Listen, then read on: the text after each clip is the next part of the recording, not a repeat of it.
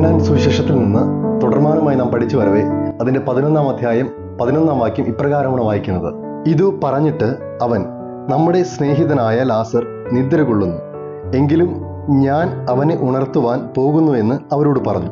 ചഞ്ചലപ്പെട്ടിരിക്കുന്ന ആകുലപ്പെട്ടിരിക്കുന്ന ശിഷ്യന്മാരോട് യേശു പറയുന്നൊരു മറുപടിയാണ്, നമുക്ക് ബഥാനിയിലേക്ക് പോകാം, ഞാൻ ലാസറിനെ ഉയർപ്പിക്കാൻ അങ്ങോട്ട് പോകുന്നുവെന്ന്.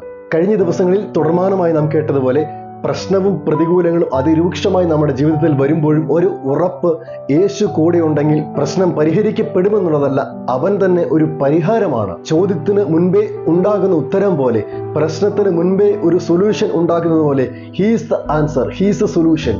ഒരു പ്രശ്നം ഉണ്ടാകുന്നതിന് മുമ്പേ അതിന്റെ സൊല്യൂഷൻ നമ്മുടെ കൈകളിൽ ഉണ്ടെങ്കിൽ ആ പ്രശ്നത്തെ അഭിമുഖീകരിക്കുന്നത് എത്ര ലളിതമായിട്ടായിരിക്കും. ജീവിതത്തിൽ ഓരോ പ്രതിസന്ധികളെയും നാം തരണം ചെയ്യുമ്പോൾ ഓർക്കേണ്ട ഒരു പ്രധാനപ്പെട്ട കാര്യം എന്ന് പറയുന്നത്, എൻ്റെ കൂടെ യേശു എന്ന സൊല്യൂഷൻ ഉണ്ട്, എൻ്റെ കൂടെ യേശു എന്ന ഉത്തരമുണ്ട്. ആ യേശു പറയുന്ന ഒരു മറുപടിയാണ്, ലാസറിനെ ഉയർപ്പിക്കാൻ നമുക്ക് അങ്ങോട്ട് പോകാമെന്നുള്ളത്.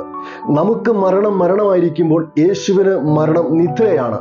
മരണം യാഥാർത്ഥ്യവും നിദ്ര താൽക്കാലികവുമാണ്. ഇഹലോക ജീവിതത്തിൽ നാം നമ്മുടെ ജീവനെ വെടിയുന്നതിനെ കുറിച്ച് തിരുവചനം നമ്മെ പഠിപ്പിക്കുന്നത് അത് നിദ്രയാണെന്നാണ്. ഒരു 2ാം മരണത്തിലേക്ക് അടുത്തുകൊണ്ടിരിക്കുന്ന ഈ അനുഭവത്തിൽ നാം അതിൽ അകപ്പെട്ടു പോകാതെ ഒന്നുകിൽ നമ്മുടെ നിദ്രയോ അല്ലെങ്കിൽ ക്രിസ്തുവിന്റെ വരവോ സംഭവിച്ചു കഴിയുമ്പോൾ പ്രിയന്റെ പൊന്മുഖത്തെ കണ്ട് ആനന്ദിക്കുന്നവരായി മാറാൻ നമുക്ക് കഴിയുമാറാകട്ടെ. ബഥാനിയിലേക്ക് പോകുമ്പോൾ യേശു പറയുന്ന കാര്യമാണ്, ഞാൻ ലാസറിനെ ഉയർപ്പിക്കാൻ പോകുന്നു. എന്തിനു പോകുന്നു എന്നുള്ളത് യേശുവിനറിയാം. യേശുവിന്റെ ഒരു പ്രത്യേകത, അവൻ എന്ത് ചെയ്തു എന്നുള്ളതും എന്ത് ചെയ്തുകൊണ്ടിരിക്കുന്നു എന്നുള്ളതും എന്ത് ചെയ്യാൻ പോകുന്നു എന്നുള്ളതും വ്യക്തമായി തിരിച്ചറിയുന്നവനാണ് യേശു.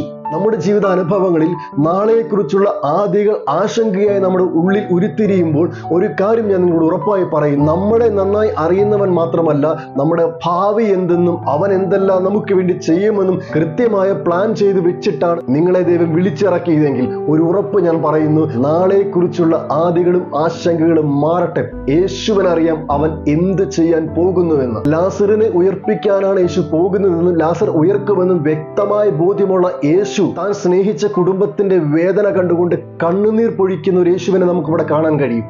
യേശു കരഞ്ഞത് ലാസറിന്റെ മരണത്തെക്കുറിച്ച് ചിന്തിച്ചിട്ടല്ല, കാരണം ലാസറിനെ ഉയർപ്പിക്കാനാണ് യേശു വന്നത്.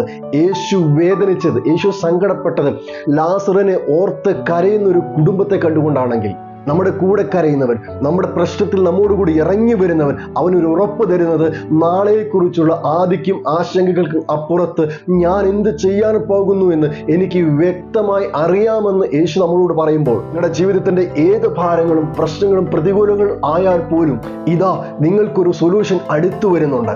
നിങ്ങളുടെ ജീവിതത്തെ മരണത്തിൽ നിന്ന് പുനരുദ്ധാനത്തിലേക്ക് നയിക്കുന്ന ആ ശക്തി നിങ്ങളുടെ ഭവനങ്ങളിൽ അടുത്തു വരുന്നുണ്ട്. എന്തും ചെയ്യാൻ മതിയായവനാണ് അവൻ എന്നുള്ളത് കൊണ്ട് തന്നെ നിങ്ങളുടെ ഏത് പ്രശ്നത്തിലും നിങ്ങളുടെ അടുത്ത് വന്ന പ്രശ്നത്തെ പരിഹരിച്ചു തരുന്ന ആ സൊല്യൂഷനെ, ആ ഉത്തരത്തെ ഹൃദയം നിറഞ്ഞ് സ്വീകരിച്ച് ഒരു അത്ഭുതത്തെ കണ്ടുകൊണ്ട് ജീവിതത്തെ മുൻപോട്ട് നയിക്കുവാൻ സർവശക്തനായ ദൈവം നിങ്ങളെ സഹായിക്കട്ടെ.